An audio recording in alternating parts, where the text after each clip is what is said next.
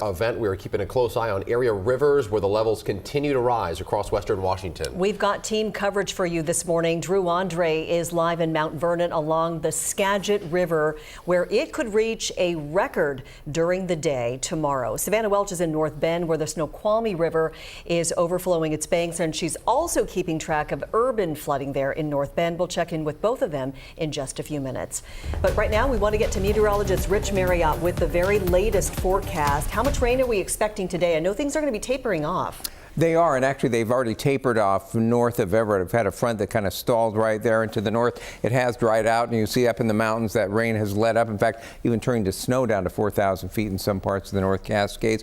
To the south there, it has been very slow to advance. It looks like it's starting to take place. You're seeing it's starting to narrow out a little bit, but right now still seeing occasionally moderate to heavy rainfall out towards the Cascades, but slowly dissipating, and by the time we hit a little later on this morning, that heavy rain will essentially be over with at that point. We've extended first alert weather on through tomorrow. We're going to see the decreasing showers today, just a few showers around tomorrow. We're going to be looking at that river flooding, though, to still be extensive tomorrow, and it might, in terms of draining things off, will take into the weekend, so we might consider extending it into Saturday. We're going to reevaluate that today. Plus, the landslide risk is going to be staying high for a while, and it's been affecting all of western Washington. We are going to be looking at some dry weather as we head into the weekend, but more wet weather next week. But with falling snow levels, we'll take a look at that coming up in just a couple minutes. Thank you, Rich. The rain may be tapering off, but it's those rivers that are still a major threat to life and livestock and property. Ashley Ruiz is tracking some of the total rain and river levels records that we could be setting, right, Ash? That's right. So the Snohomish at Snohomish actually hit record levels, and it currently is sitting at record levels, just pushing close to 33.8 feet. It is expected to crest, maybe climbing another half of an inch or so, maybe a 1/100th of an inch, but either way, we're still expecting those record levels. Cedar at Renton is climbing, expected to crest within the next couple of hours. Also expected to crest at the record levels. Now, the Cowlitz at Randall, it crested, and it's starting to drop. The Nooksack at Cedarville is forecast, or it already did crest, and it is starting to fall. Here are some of the other ones. The Skagit near Mount Vernon still expected to reach that record level, and it's expected to crest tomorrow morning. Snohomish at Snohomish, as I mentioned. The Snohomish near Monroe is expected to crest later tonight, also that record level. So I put the R there just so you can see. But we have a lot of rivers in a major flood stage or going to be in major flood stage. Here, just some of them. The Skykomish near Gold Bar pushing 22 for the crest level, which it's expected to crest later this morning. The Skagit near Concrete, it's about to crest, and then all of that water is going to move downstream. And then closer to the Stillaguamish near Arlington, that is expected to crest over the next couple of hours. So as you see, many of our rivers are in that moderate to major flood stage. So coming up a little later, we'll talk all about it, and we'll continue to have team coverage. Well, as you prepare to head out this morning, it is a first alert traffic day as well. If you look at this map, you see several flashing exclamation points. The majority of them represent some type of road closure because of flooding. And this morning, we are also following a deadly crash. This is on Highway 167 in Auburn. That two right lanes blocked at the moment. We know the crash involved a semi-truck and a car. This is the one lane of traffic getting by. So again, that's out near Highway 18, slowing things down there. And speaking of Highway 18, the road is closed from I-90 to Issaquah-Hobart Road in both directions. That is due to a mudslide. This happened around 6:30 this morning, and since then we haven't had much of an update from WashDOT. And if you look not too far from there, I-90 eastbound is also closed because of a mudslide. That one is going on near Highway 18 as well. So I'm tracking several incidents for you this morning. We'll talk about some more of those road closures in just a few moments. Thanks, Sean. What a busy day. So the governor has declared a state of emergency and says we could see 100,000 plus people evacuated because of catastrophic flooding in Snohomish County. People in parts of Sultan and the Tualco Valley, EB Island have also been told to leave, indicating some dairy farms are in dire straits as well, trying to evacuate their animals. Also, anyone living in or around the 100-year floodplain at the Skagit River has been told to get out now. That affects huge parts of Burlington and Mount Vernon, upriver Hamilton, Lyman. It's going to be a busy day. The river not expected to crest until midday tomorrow. Let's check in now with Drew Andre, who's been watching the river level rise this morning from Mount Vernon. Drew, what are you seeing there? Well, Mimi and Jake, as you can see right now, I'm standing in water. Now, we're just west of the Skagit River. Right behind me over there is where the river bank typically is, and you can just see how much it has risen. In fact, this morning, just while we've been out here, we've actually seen how much it's come up a lot. Right now where I'm standing, this is Edgewater Park. That is underwater. Look how deep it gets as I step towards it. And in the distance there too, you can see the playground now underwater. And then right beyond the park, where there are homes on the other side, is where there have now been barriers put up and trying to prevent flooding. Now, on the other side of the river, that direction, which is where downtown Mount Vernon is, there is a flood wall. That flood wall, as I'm showing you right here, was just built around 2018, 2019, and the hopes are that that will make a really big difference, because right now we know the levels will continue to rise. It is not expected to crest until tomorrow at 10 a.m. and the expectation is that will be historic levels, break the all-time record here in the Skagit River. I was speaking to a man who remembers the 1990 flood. That's when things were disastrous. And the concern here, of course, is if the levees or dikes are overtopped, and then that's what could lead to the flooding. I want to show you the evacuation map here. This shows everyone that is in the 100-year floodplain. What you see highlighted in yellow there, all of those people are currently in a mandatory evacuation. You can see it's a pretty large area that we're talking about. But as we come back out here live, this morning we have seen a lot of people that have been coming over to this area, a part of Mount Vernon. People asking, is the bridge going to remain open here? And people have just a lot of questions about what's going to happen. One thing we do know is that it is important to stay vigilant, keep a close eye on what's coming, and listen to the authorities, guys. Back to you. Such good advice, Drew. Thank you so much. Be safe. We're really hoping that the river doesn't overwhelm those dikes. That would be such a disaster. They are preparing for potential catastrophic flooding, though, if that happens. Drew, thanks very much. Drew was in downtown Mount Vernon earlier this morning, where it's a race against time there for people who are right on the banks of the Skagit River. Business owners and volunteers are boarding up. They're piling up sandbags to protect their businesses. The owner of a wine shop and catering business who just opened downtown a year ago on First Street gave away what she could yesterday. We have a lot of perishable items. We don't know if everything will be here tomorrow or Friday or not. So the best idea I had was to get things into the hands of people that are up the hill and can enjoy them. This is the biggest test of Mount Vernon's renovated flood wall since it was built in 2019. Now, the Snoqualmie River near Carnation, Snoqualmie Falls also just raging right now, also not cresting quite yet. Savannah Welch is in that area near North Bend this morning. Urban flooding, Savannah, also a major issue. This is 2 days in a row you've been to a flooded out gas station. These things happen. What's the latest there? Yeah, Jake and Mimi, this is the second day. We were in Auburn yesterday. Here in North Bend, thankfully the gas station itself hasn't flooded. It's the street in front of it that's seeing a lot of issues. I talked to someone earlier. He said he's lived here 30 years in North Bend, and he said he's never seen it like this. Take a look.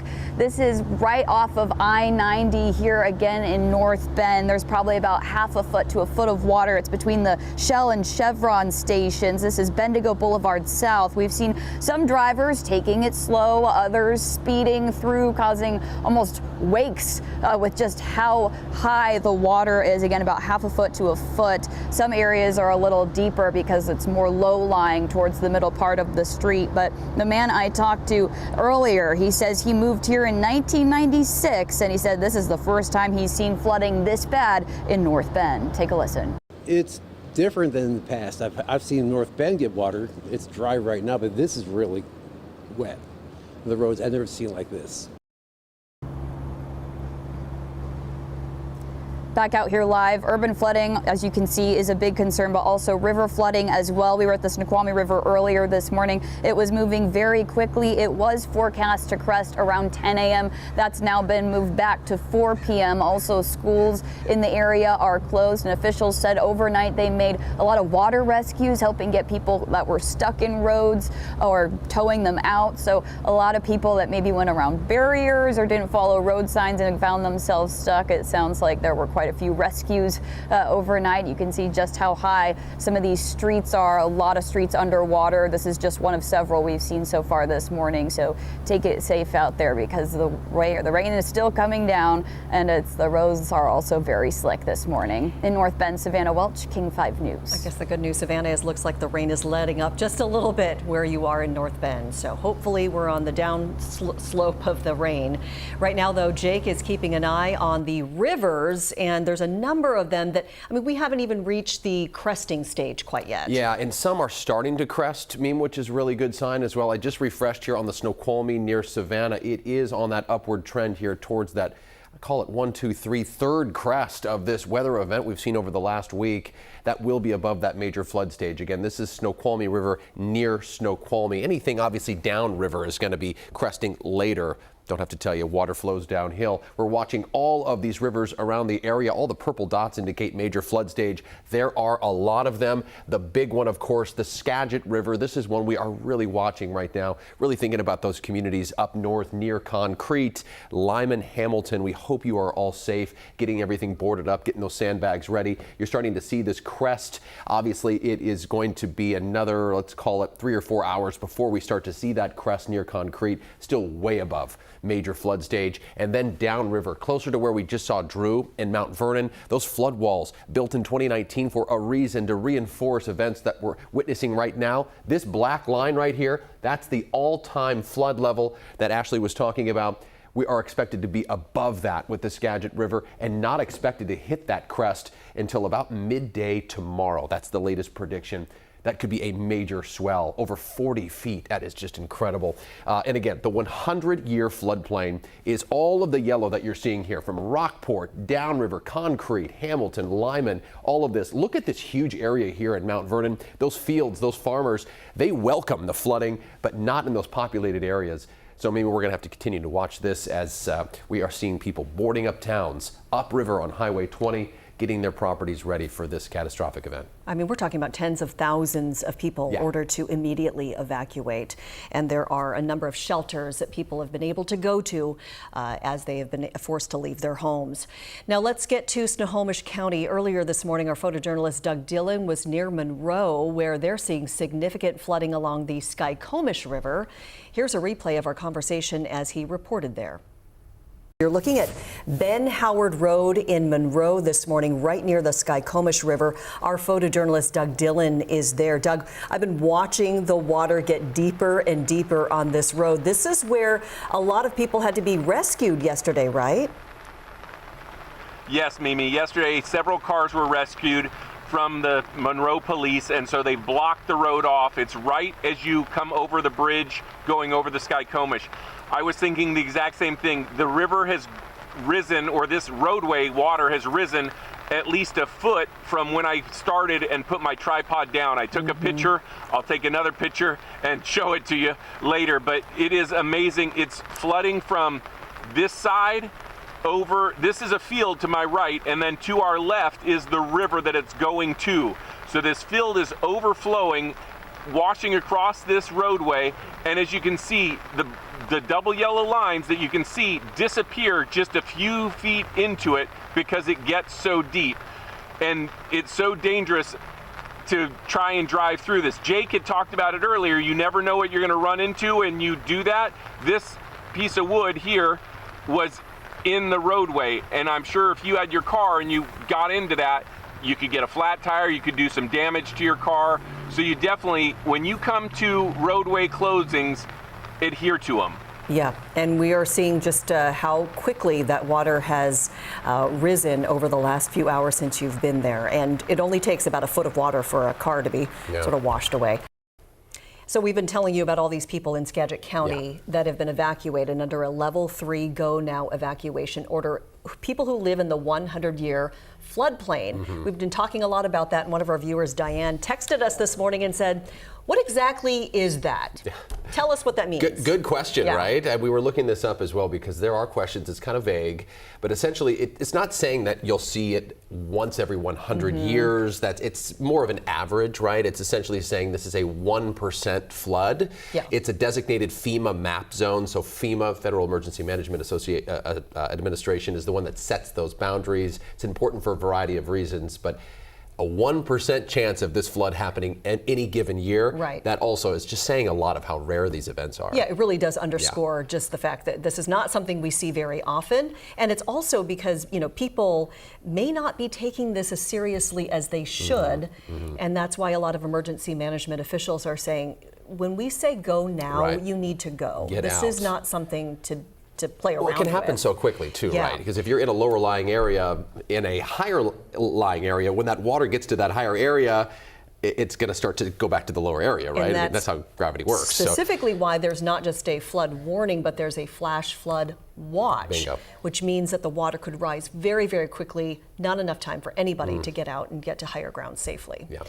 Good question, Diane. Thanks, Thanks for texting us. In Maple Valley, the Cedar River is also flooding. This morning, our photographer captured some video of the water overflowing onto Highway 169. You can see half of the road is submerged. There was also a power out in that area. This is one of the reasons why you definitely don't want to try to drive. Even if partially submerged road, it seems like it's drivable. It's not. You can see how powerful the current is there on the river. Wow. You can just feel the power of that river there. So there's this mess as well. Eastbound I-90 is closed right now at Highway 18 near North Bend because of this debris flow. There is a detour on 90 that will take you around this just east of Snoqualmie, but there's no estimated time for when these lanes will reopen. That is a major cleanup. Highway 97, also over Blewett Pass, is closed between Cleellum and Leavenworth because of fallen trees on the highway. Getting a better picture of this now in the daylight. There is no estimated time for Blewett to reopen. Same for Highway 2 over Stevens Pass. It is also closed. You can see water, mud, and debris covering the roadway here. WashDOT said they will try to get crews out as soon as they can to assess what's happening. But that closure on Highway 2 is creating a dire situation for small towns up the Skykomish River Valley. That includes the town of Skykomish, which is essentially cut off right now. Todd Bruner lives in Skykomish. He's a resident volunteer pitching in to help his town. Todd, you're live with us here on our King 5 streaming. You're basically on an island. Good to see you too, my friend. You are basically on an island there in Skykomish. Give us an idea what you're seeing. Well, it is very wet. We've had 18 inches of rain in the last 3 days. The road's closed to the east, to the west. The railroad's down. We don't have any power. We're on generator for our sewage system and our water system, and everybody's staying dry. Well, that's good news for now. Yeah, have you ever experienced anything like this? What's your biggest concern right now? Talking to the people that have lived here the entire life, they've never seen anything like this. I've seen channels of the river nearby that probably have 20 more feet of water than we've seen. So, yeah, that's that channel is usually about 20 feet down from these homes. So, and there are logs and debris coming down. We're sending it all to you. Yes, I know. Here it comes. Yeah, we're starting to see it downriver in the Snohomish area near Monroe. Todd, it's flooding as well. A lot of you run on propane up there. Am I correct in saying that? How does this affect the energy and the septic and all that? So most of us will rely on propane for heating if it's not wood, and for generators. I'm on generator power right now in my house. Most of the homes up here have some sort of generator backup. We depend on generators probably at least 3 or 4 weeks a year. So we're used to the power being out. Our power is fed from 2 directions, from Chelan County and from down near Snohomish. Both transmission lines are down. So things are pretty much wiped out. How are you getting information from emergency officials about what's going on? Well, I have not heard a lot because we don't have good communication with them. Not their fault. but I happen to be a co-owner of the coffee shop in town and the hotel that we're restoring. And so all the maintenance crews come in for their coffee about 6 o'clock in the morning. That's where we get our information. Yeah, there you go. You're such a good man, such a good citizen for helping your neighbors up there. You tell me about it all the time. Is there anything you need other than the road to reopen? That would be it. I mean, we're pretty, we prepare every fall with, our firewood and keep our propane tanks topped off, and we help our neighbors. I mean, there's only 150 people in town, but everybody's on a first name basis, and we take care of each other. Yeah. Todd, thank you so much for your time and your perspective and telling us what's going on up there. We really appreciate it. Thanks for your interest. Yeah, we'll keep us posted, man. We'll stay in touch. Will do. Well, there's a number of kids who are cheering today because they don't have to go to school. Here's a list of some of the school closures, delays as well because of the flooding. The districts in red right here are all closed. Burlington, Edison, Mount Vernon, LaConner, Cedar-Woolley, all of those districts don't have class today. These districts are starting 2 hours late, the ones in yellow. Again, a lot of them have been, the ones are closed have been up in Skagit County, but you can see it's pretty widespread in terms of the school delays and closures. But we'll keep you posted, of course, here on King 5. With more updates as well. And don't forget, sandbags are a must right now. If you live near the river, King County has free sandbag sites set up in Seattle and surrounding communities. We have a text line set up at 206-448-4545. Just text the word sand to us and we'll send that link right to your phone. And you are helping to tell the story of the weather out there, getting a lot of photos and videos from your neighborhood. This one from the Snohomish River in Everett this morning. Water up to a foot deep and rising. Wet feet on this morning's outing. That looks That's like the trail, right? Jeez Louise. Yeah, and this is the Yakima River in Easton. It looks like maybe somebody was taking a still shot of their Ring camera or something. This is a look at northbound I-5 ramps to and from Iowa Street in Bellingham. That's an intersection that looks more like a lake right now. So if you've got a photo outside of your window that you want to share with us, do it safely, of course, but you can text us at 206-448-4545. This is one of our favorites. Pumpkins floating in Kent. I mean, that really does illustrate how wet it is, and the water gets under those fields and all those pumpkins just needs a song, down. Pumpkins floating. Yeah, a song or a joke there. So in case you didn't know if pumpkins floated, now we know. Now we know. We live in a beautiful place. We live in a place with all kinds of rivers and lakes and waterways. These are the times when you're kind of made aware of how dangerous they can be. Oh, right? It is. Well, and it's really hard to remember. There's a couple months ago, we're in a drought. We're dying to get some water, but I mean, the amount of rain, Rich, that we've gotten in the last 4 days is really astounding. Well, we've been showing you that atmospheric river. It was just a total straight connection out of the subtropics in here. I mean, I felt, honestly, it sounds like a joke, but it felt like Hawaii yesterday because it was just. It was warm. It was warm and it was wet and misty, Tropical. and it just had that feel to it that you get in Hawaii sometimes. So about 20 degrees cooler, mind you, but. I'll take the beach. It's a little bit different than that, but the good news is we are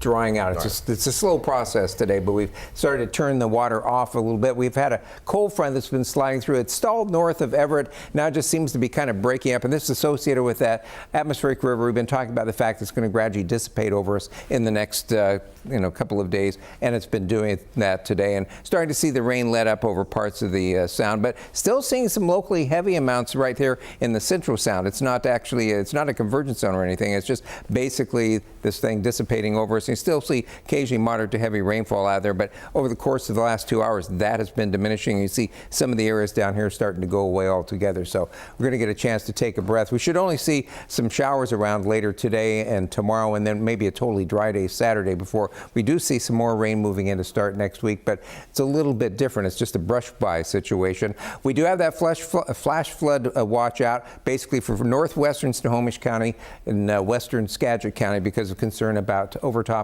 of the dikes and levees there, which could cause damage to them and then flow water out into the plains very, very quickly. So that's the reason it's a flash flood warning, or watch rather. And so be sure and continue to monitor your source of emergency information today, because if it does happen, it's going to happen very quickly. They're expecting that flood crest at Mount Vernon tomorrow morning, but of course it will be moving downriver from concrete all the way down to the water there by Mount Vernon. So we also had issued a little while ago urban flood advisory by the Weather Service, basically for the Seattle, Tacoma, Everett metropolitan areas, just for locally heavy rainfall causing some flooding, overwhelming the storm drain systems in the cities and causing intersections and such to flood. That, as we just saw, is starting to let up. They expect that to drop at 11:30 this morning, so things will be improving there as well. Up in the Bellingham area, it's been a dry morning. It's kind of hard to imagine if you're in other parts of the Sound today, but see there, it looks maybe a little bit drier looking out from our rooftop camera. It's been looking pretty soggy through the morning, and up there's New Day Northwest is using the channel where we normally see Skykomish Pass. There at Mount Baker, this is over since 1 a.m. on Monday through 6 a.m. this morning. Up at Mount Baker, a little over 8 inches, just short of a foot of rain there at Stevens Pass. Skykomish Pass, almost 15 inches of rain, and quite a bit different down at Crystal. We get these variations in the mountains, just a little short of 5 inches there. Looking at our extended forecast, decreasing showers today, just a few tomorrow. We get a dry day Saturday, weak system for some showers on Sunday. It does turn wet with that brush by system on Monday, but what's going to be happening is, it's going to continue to see systems march through here. Snow levels are going to drop down to about 3,500 feet on Tuesday and probably about 3,000 feet as we head towards Wednesday. So it looks like we'll see things finally start to dry out, and then as we get into next week, a little bit more normal sort of weather pattern developing for us.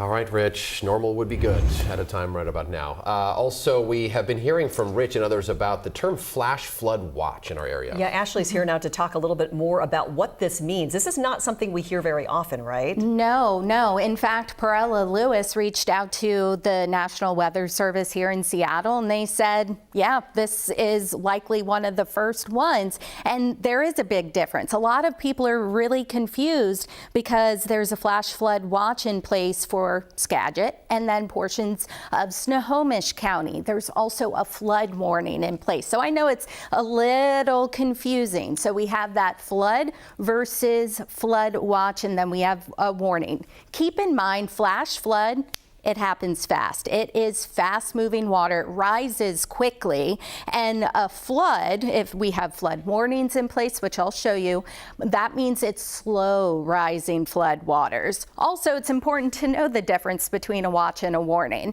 Essentially, watch means watch the weather, watch out, be ready to act in case a warning is issued. And that doesn't just go for flooding. It also goes for tornado warnings, a high wind warning, which we know we get those easily and very frequently, as well as if we have any winter alerts as well. Warning means take action immediately. It's either happening or it's imminent. Here's a look at that flash flood watch. It's not for the entire area. The reason why the National Weather Service issued this for Skagit and northwestern Snohomish County through Friday night is just for the potential for the dikes or levees to fail. So they're saying it's possible. It's not a guarantee. However, if this is upgraded to a flash flood warning, then that means flooding, flash flooding, quick and rising waters.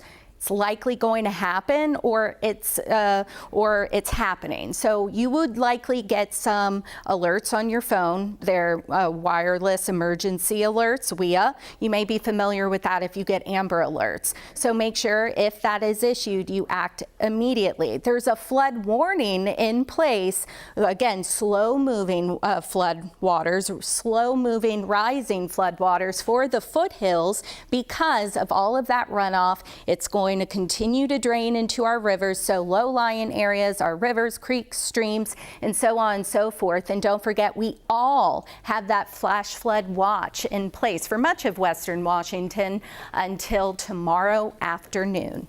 Thank you very much, Ashley. And we're closely watching all the river levels this morning. So many of you have texted the word rivers for the latest update because you want to know what's happening right now. You can do that 206-448-4545. We'll send you a link where you can track the river levels. Weather definitely having a big impact on the traffic. Shantae has got a lot of red icons on her map today. What's the latest, Shantae? Yeah, Jake, and the majority of those red icons, especially the ones with these flashing exclamation points, represent represent some type of road closure because of flooding or even mudslides. So it's been a busy morning. Several crashes going on right now as well. So you want to factor in some extra time because of the slick conditions out there. Some of you will be dealing with some ponding, and you can see a little pond growing here out on I-5 near Highway 530. This is out in Arlington. So actually on Highway 530 near I-5, and you can see just the slowdown here on the map as well. So you definitely want to pay attention, pay close attention. A good portion of Pioneer Highway is closed at the moment as well.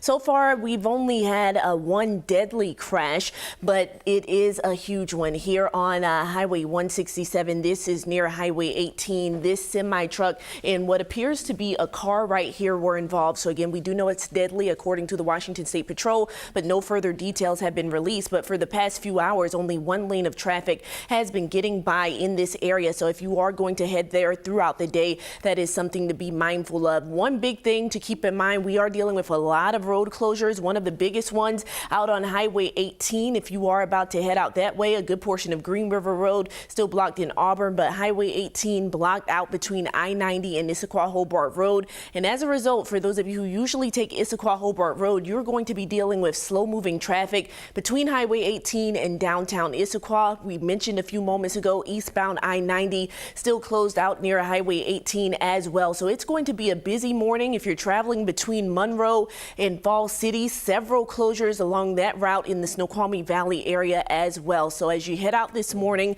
and throughout the day, and probably for the next few days, you'll be impacted by these closures. All right, Shantae, thank you. And today, hundreds of National Guard members are headed to help fight the flooding, too. This comes after Governor Bob Ferguson declared a statewide emergency on Wednesday. This paves the way for federal disaster funds and emergency resources. He also requested an expedited emergency declaration from FEMA to speed up that help. If granted, that emergency allows us to access life, safety, and emergency protective measures and additional federal resources, which will be key for us to address the extremely challenging situation that Washingtonians are facing right now. About 100 National Guard members are already getting ready to get to work, and by today that number will grow to 300.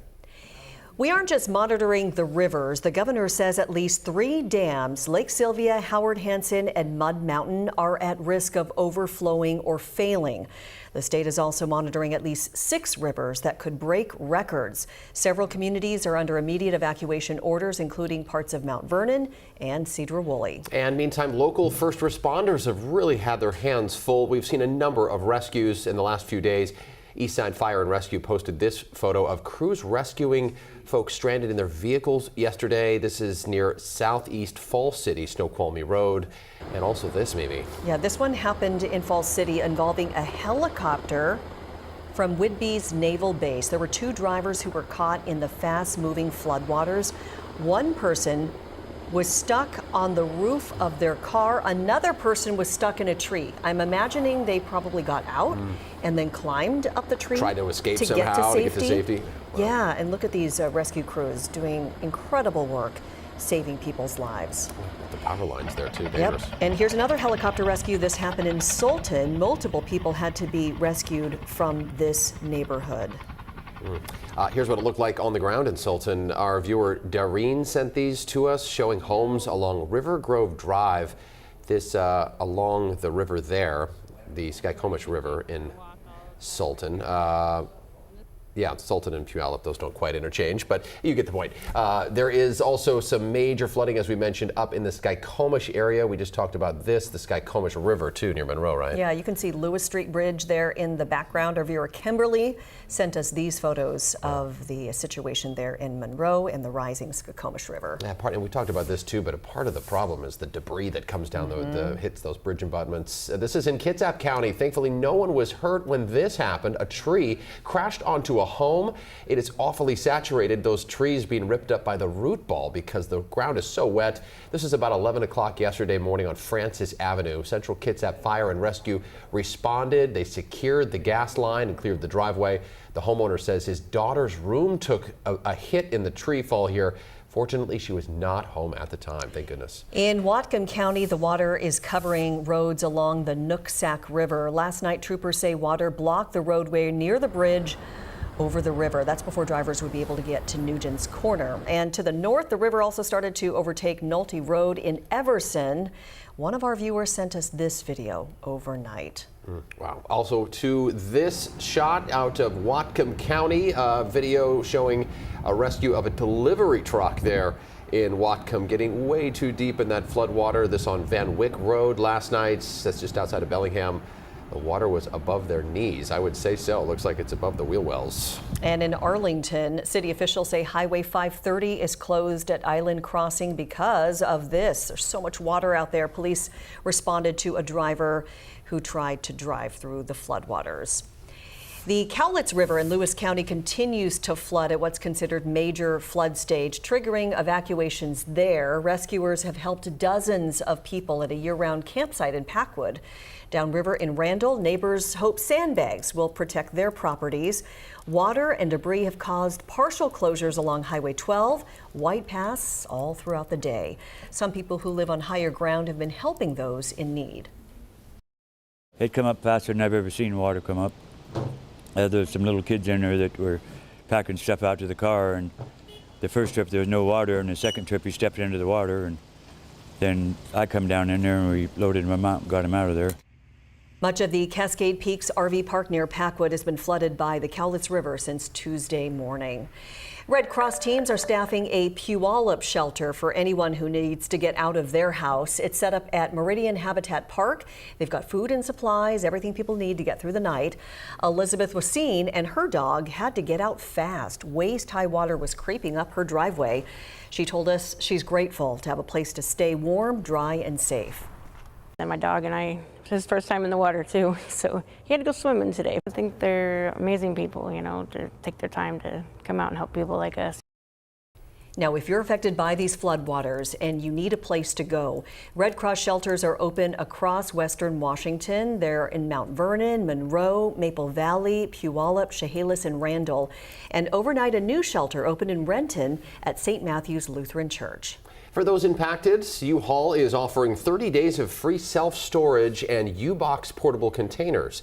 9 U-Haul locations across Western Washington are offering this service, including Burlington, Linwood, and Everett. And the railroad tracks in the Skykomish River Valley are really impacted because of the floods. Amtrak service for Cascades corridor between Seattle and Vancouver is also stalled. It will not run through Friday, now we're told. Amtrak says there is also no alternate transportation like buses. So service is expected to resume on Saturday, but will depend, we're told, on the river levels. And we talked about falling trees. Look at this close call, too. Someone had their windshield smashed out on their Dodge Diesel. This on Highway 207, where Highway 2 meets the 207 corridor there at Coles Corner, north of Leavenworth. The State Patrol says the driver does have minor injuries, but it's expected to be okay. Troopers say a downed tree came out of nowhere near the river and smashed onto his truck. And this is video we were showing you, or pictures that we were talking about a little bit earlier, but just a closer look at this. This is a field of pumpkins in Kent that are now floating because of all the water that has been inundating that field. Did you know pumpkins could float? You know what? I did. You did? Okay, I did. Because you know how they do those, you know, they carve the pumpkin and so they make them float. Yeah. No. You wouldn't think something as heavy as that would float, True. But they do. They're hollow, right? Yeah. Well, you learn something every day. Wrapping up some weather pictures here as we look at all the photos you've been sending us. Our crews cannot be everywhere, so thank you for helping to tell the story. Snoqualmie Falls is just swollen well beyond its banks right now. An incredible sight. I have not been out there during this event, but it is quite something. No, and somebody I saw on social media posted, you know, sort of before and after pictures. It's amazing. I mean, it's already quite a sight to see, but when you see it like that, it's so powerful, the water coming down. It's incredible. If you've got a photo that you'd like to share with us so that we can share it on the air, again, text us at 206-448-4545. Let's keep the pictures going as well throughout the day. So thanks again for sending those in, and thanks for joining us for special coverage of this significant atmospheric river event impacting a lot of you here in Western Washington. Our coverage continues throughout the day. You can watch King 5 News at noon for the latest, and we will stream live coverage once again at 3 o'clock this afternoon on King 5 Plus. You can stream that on your TV and watch for free.